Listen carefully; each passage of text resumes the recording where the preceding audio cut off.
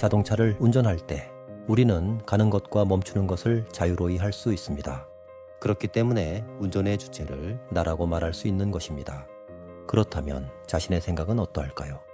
우리는 너무나도 당연히 내가 생각의 주인이라고 믿고 살아갑니다. 그래서 생각을 통해 계획하고 생각을 통해 해결책을 찾으며 생각을 통해 세상을 이해합니다. 그리하여 우리는 자신의 생각을 의심 없이 받아들이고 신봉합니다. 그런데 내가 생각하는 것이 아니고 생각하는 주체가 내가 아니라고 한다면 우리는 자신의 생각에 대한 맹신의 태도를 바꿔야 할지도 모릅니다. 즉, 자신의 생각을 무조건 받아들이는 것이 아니라 타인의 말이나 의견을 참고하듯이 자신의 생각을 들어주거나 바꾸거나 버릴 수 있는 선택의 주체로 나가야 한다는 것입니다.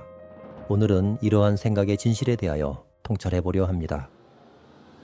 운전과 마찬가지로 내가 생각의 주체라면 생각을 하는 것과 멈추는 것은 자유로워야 할 것입니다. 그러면 자신이 하던 생각을 잠시 멈추어 봅니다. 생각이 사라집니까? 이것을 해보면 생각이 사라지는 무념은커녕 하나의 생각에만 집중하는 일념도 잘 되지 않는다는 것을 알게 됩니다. 그렇다면 생각의 주인은 누구일까요? 이 주제는 뇌과학과 인지심리학의 핵심 연구 분야이기도 합니다. 이 분야의 연구 결과 생각은 내가 하는 것이 아니라 나에게서 자동적으로 일어나는 현상에 가깝다고 말합니다. 마치 심장이 저절로 뛰는 것처럼 생각도 뇌에서 저절로 솟아난다는 것입니다. 나의 역할은 생각을 만들어내는 게 아니라 자동으로 떠오른 생각을 알아차리고 그 생각을 계속 이어갈지 아니면 흘려보낼지를 결정하는 선택자에 가깝습니다. 뇌과학에서는 바로 이 선택과 조절의 영역이 우리가 주도할 수 있는 부분이라고 설명합니다. 이것은 마음챙김의 원리와 정확히 맞닿아 있습니다. 마음챙김이란 떠오르는 생각을 내가 하고 있다고 착각하지 않고 이런 생각이 일어났구나 라고 한 발짝 떨어져서 객관적으로 바라보는 훈련이기 때문입니다. 우리가 깨어있지 못할 때, 즉 알아차림이 약할 때는 뇌가 던져주는 자동적인 생각의 흐름에 휩쓸리게 됩니다. 하지만 깨어있게 되면 매 순간 내가 어떤 생각을 하고 있는지 알게 되고 알아차리는 만큼 생각의 흐름을 조절할 수 있는 힘을 얻게 됩니다.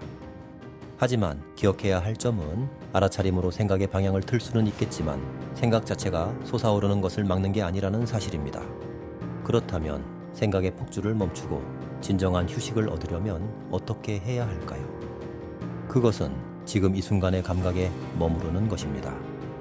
이때 뇌에서는 큰 변화가 일어나는데 감각을 느끼는 영역은 활성화되고 디폴트 모드 네트워크와 끊임없이 판단하고 분석하려는 뇌의 회로는 잠잠해진다는 것입니다. 보통 우리는 과거의 경험과 기억으로 미래를 예측하며 세상을 바라봅니다.